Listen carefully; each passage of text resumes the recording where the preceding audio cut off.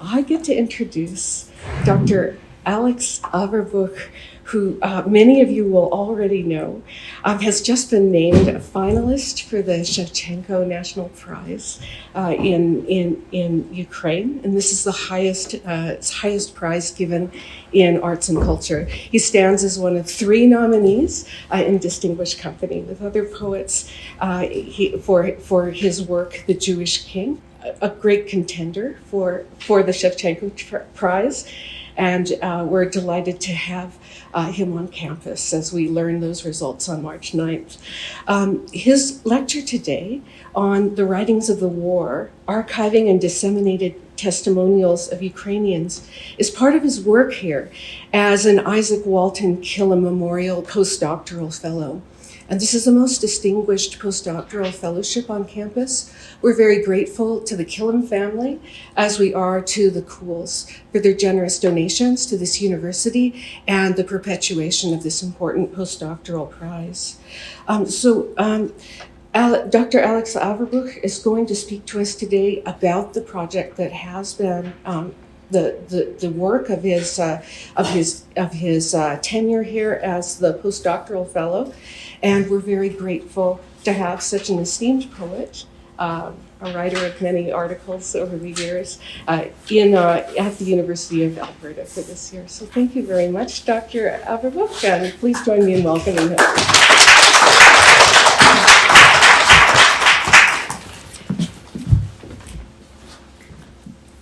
Thank you very much, Dr. Palmer, for this kind introduction. Thank you to the organizers for inviting me and for the opportunity to present this project. My doctoral project is not related to the collection of testimonials. I came to the University of Alberta in January, 2 months before the full-scale invasion. And I work on them, actually also on testimonials, on the correspondence by Ukrainian Ostarbeiters, forced labor workers in Germany, who sent multiple letters, dozens of letters to Ukraine, to their relatives during the Second World War, but these were censored and never delivered. But these testimonials are being delivered daily to us, and I will be talking about this project. I will begin by reading one of the testimonials, then I will introduce the project, and I will conclude the talk by another testimonial. I will read in Ukrainian, and you can follow the English translation you have in the distributed sheets, the translations. So I will begin by the testimonial now, record 311001 by Oksana from Kyiv Oblast.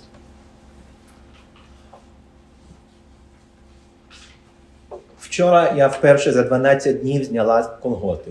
Я думала, що буду відривати їх з м'ясом. Як багато чого зі свого серця за останні дні, але на диво тіло настільки зжате, що до нього нічого не прилипає зараз, навіть кров.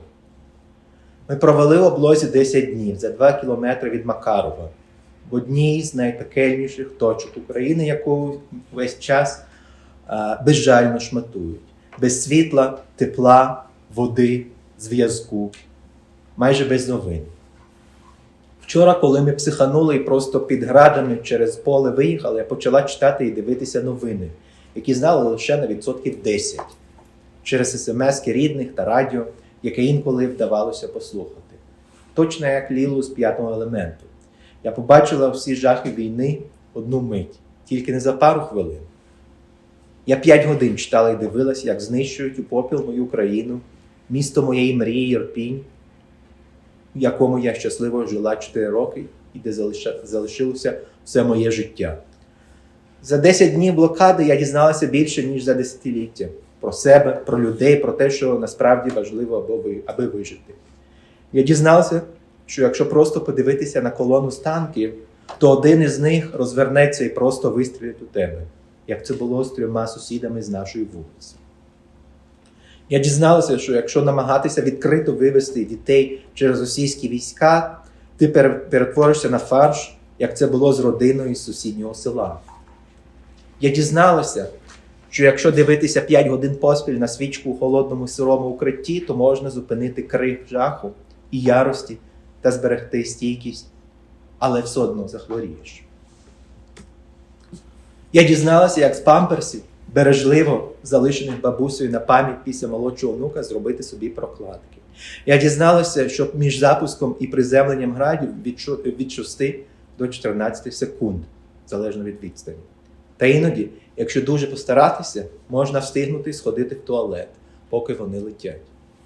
Я дізналася, що справжнє світломаскування – це не просто вимкнути світло скрізь, а це навчитися наливати воду дитині в повній темряві і по звуку визначати, наскільки чашка повна. Я дізналася, як зробити свічку з решток парафіну та промасленого паперу, і що церковні звичайні свічки згорають всього за 25 хвилин. Я дізналася, як в одній воді помити дитину, себе, чоловіка, попрати білизну, вимити підлогу і змити в унітазі. Я дізналася, як закріпити телефон на люстрі, аби в секунди, коли з'явиться мережа, дорогоцінний смс про зміну дислокації російських загарбників, так і відправилось, кому треба. Я дізналася, як в укритті придумати гру, яка підіймає бойовий дух не лише дитині, а й всім дорослим. Я дізналася, як говорити з дитиною про війну так, щоб вона залишилася стабільною, їла, спала і була переконана, що здатна самостійно знищити 50 танків. Я дізналася, як це робити вибір між тим, щоб залишити батьків в небезпеці самих, бо там їхній дім, вони не готові його залишати, і вивести дитину з цієї небезпеки, бо і життя попереду. Як бачите, я отримала багато дуже цінних знань для 21 століття. Я і справді їх ніколи не забуду. І не пробачу. Я не дізналася тільки одного, що відповідати дитині, яка кожен день в підвалі невпинно запитує: «Мамо, що хочуть від нас танки?» Я не знаю, правда.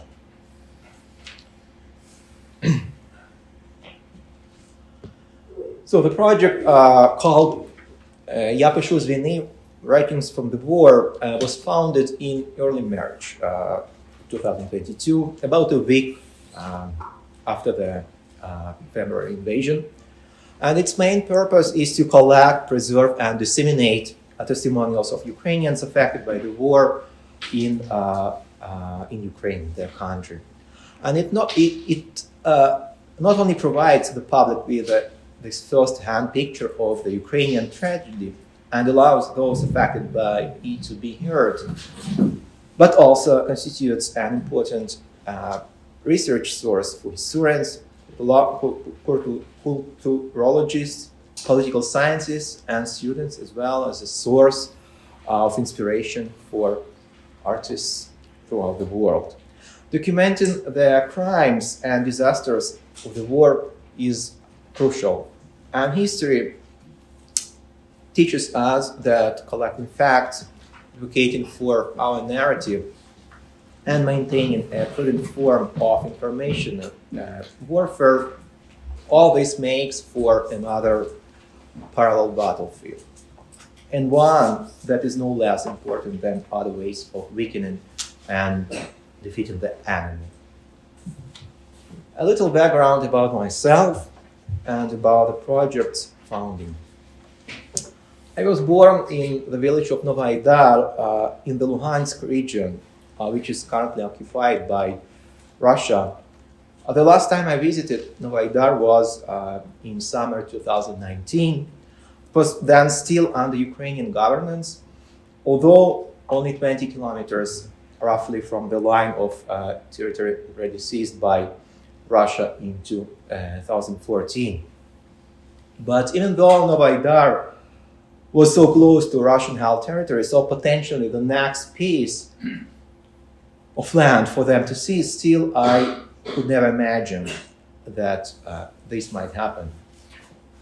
On a trip which I made after a week in Kyiv in 2019, I went through all the checkpoints to reach Nova Aidar, with all the books in my little suitcase that my colleagues spies in Kiev had given me.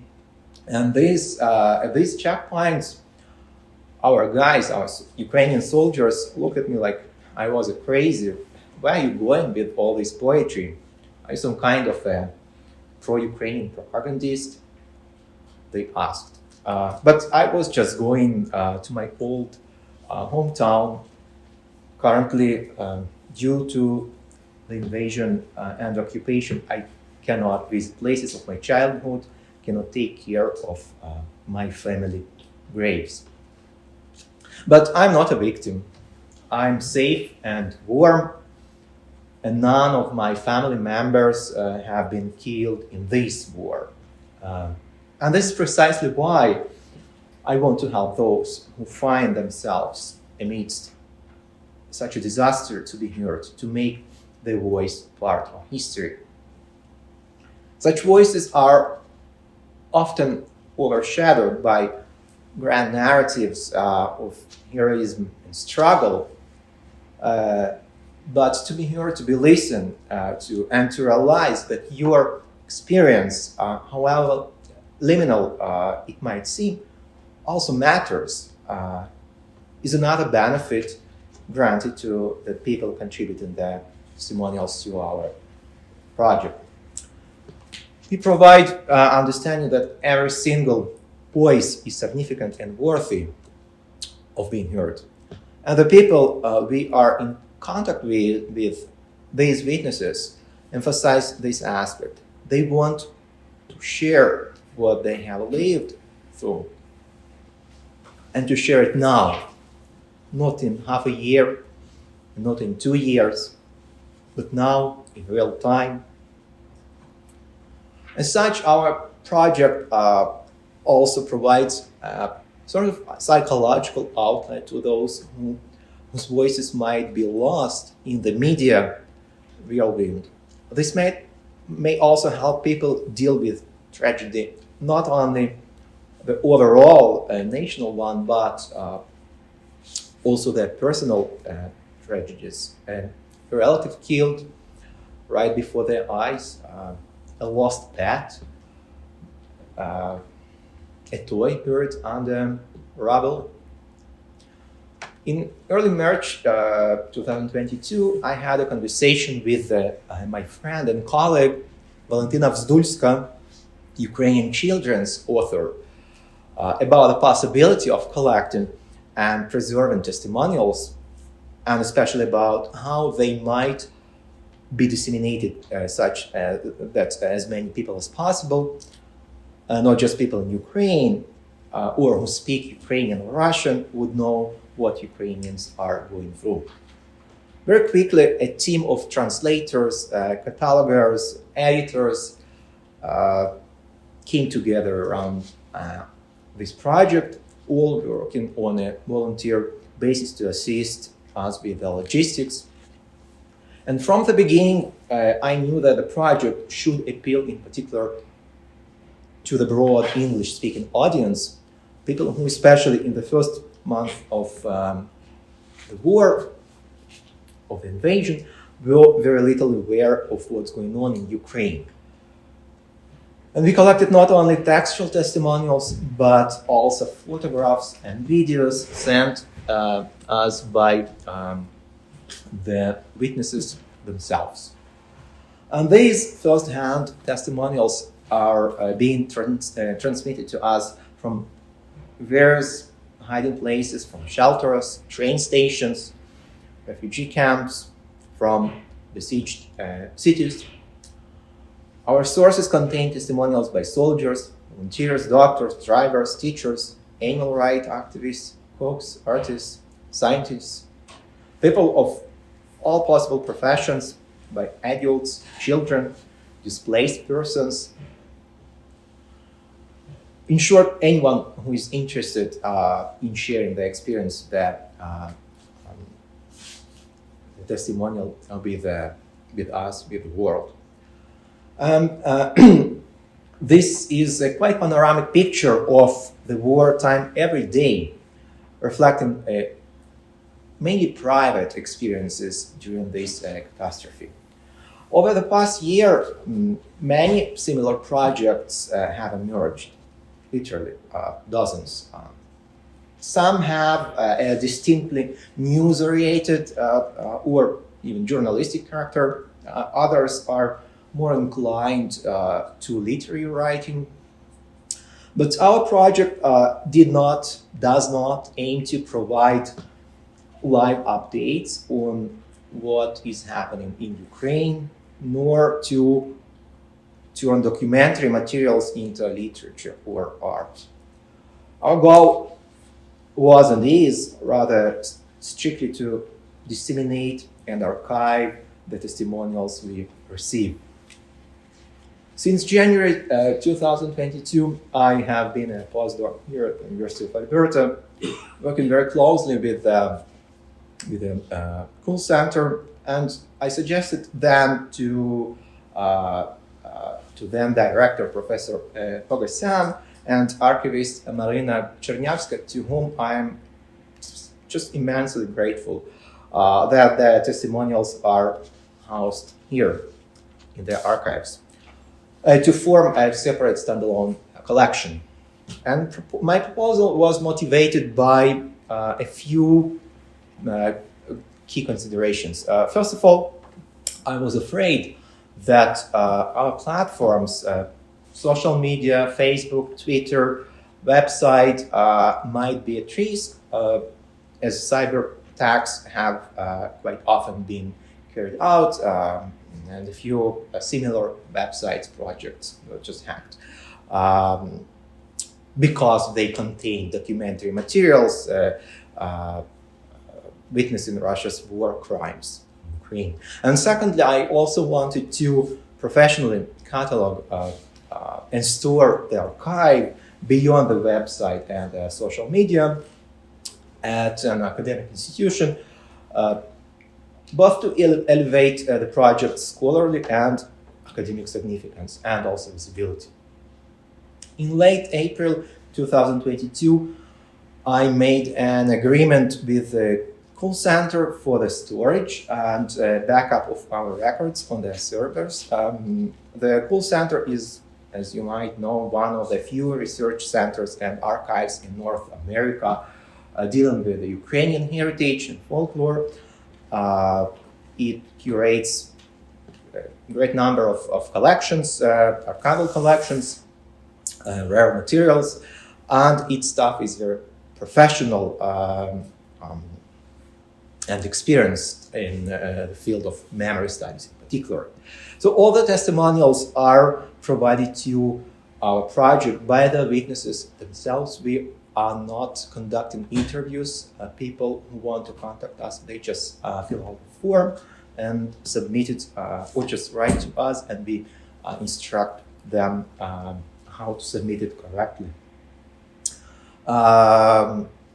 They give us the permission to use the it's in Ukrainian, but just a short summary. The form, the person who signs the form, they give their consent to use the testimonial according to the mandate of the archive, explain the importance of these testimonials, but also the danger to be a witness. And therefore, we decided to, even if the witnesses themselves want to keep their names on their files, we decided for now to publish them anonymously, because some of our witnesses are still on the occupied territory, and the front line is moving back and forth. So just today you are there and tomorrow you are here. So as I said, to each potential testimonial provider, we explain the importance of this project and of course the consequences of granting us the materials, and we of course consider people's lives and safety to be our top priority. This is why we insist on keeping them anonymously. Of course, we have all the records, all the names stored in the archive, but they are not accessible to public. I hope that this archive, which is being compiled on the basis of these testimonials, will not only provide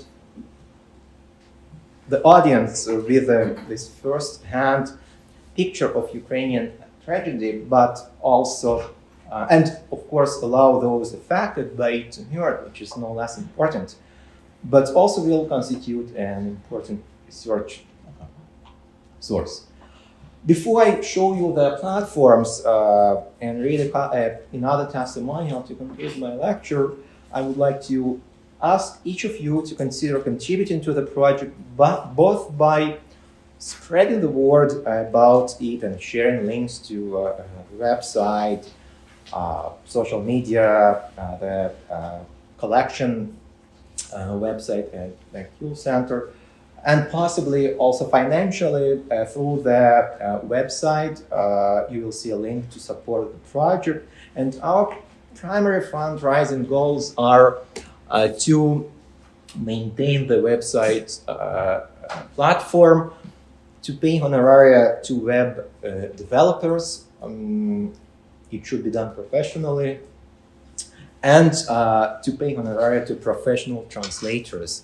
And this last point is especially important because as we want these testimonials to be as accessible to the broader public as possible, in a good translation, accessible, understandable for people who don't speak the language of the original, either Ukrainian or Russian. This is a key strategic aspect of the project.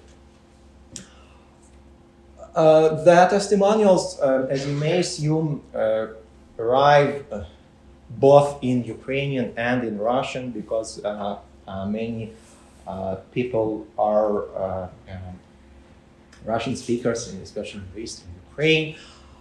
For the website, we translate those testimonials from Russian to Ukrainian, and we preserve the original text. So every testimonial can be accessed in its original form. This is the website. In the original form, in the Ukrainian translation, edited, and in its English translation, along with the videos or pictures, also granted us by the same people. Amount of testimonials, of course, it's you're probably curious. So how many? We have so far. Before I will I will give you a number. Just a process that each testimonial goes through. People reach out to us. We explain. They fill out a form. They send the text. We edit it. We translate it. We upload it to all the platforms, so the website, Facebook, Twitter, and we deposit once a couple of months to the Kule Center. Currently we have around 300 testimonials, which is, in terms of this kind of project, is a lot. It's a big amount of work to translate, to edit, to get the permissions. So we have here the website. You just can go uawitness.com. Sorry, it's small. I didn't imagine that the projector. But you just can go to the Kule website to go to the archives, Folklore archive, and then you have here on the left records. You just can press, and you will access the original, as you can see here. And various forms of the testimonials, the translations, the edited text, when it was recorded, the serial number, the catalog number. We provide to each testimonial catalog number, which is form of basically it's a geographical number, so the region it was sent from, topic of the testimonial, and this is how it is deposited to the archive, and this is also how it is uploaded to the website. Facebook, we used to publish more than 1-2 stories, testimonials per day, but it was too much, and we wanted to devote more attention to each story, so we decided to publish 1 or 2, now it's more, 1 story per day with a proper translation. So we have 2,500 followers on Facebook and more or less similar amount on Twitter. So I would like to conclude the talk with another testimonial from Mariupol, which was sent to us in Russian and then translated to Ukrainian and to English. You can follow the slide or the handout, and I will read it in Ukrainian.